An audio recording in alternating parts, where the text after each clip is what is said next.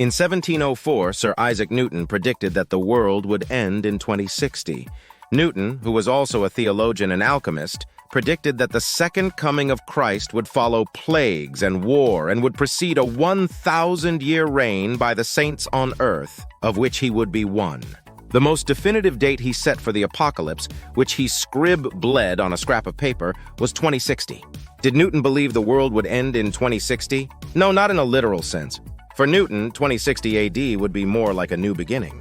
It would be the end of an old age and the beginning of a new era. The era Jews refer to the Messianic age, and the era premillenarian Christians term the millennium or kingdom of God. Beginning in the 1670s and continuing to the end of his life in 1727, Newton considered several commencement dates for the formal institution of the apostate imperial church. Earlier commencement dates include 607 and 609 AD.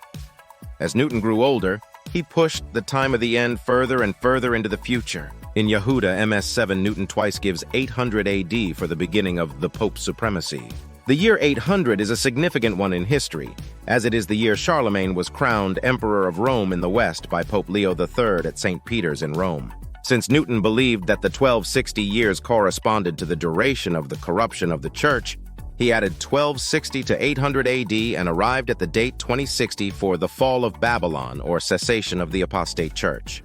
It seems that Newton believed the fall could perhaps begin somewhat before the end of the 1260-year period and continue for a short time afterward. Whatever the precise chronology, Newton believed that sometime shortly after the fall of the corrupt church, Christ would return and set up a 1,000-year kingdom of God on earth.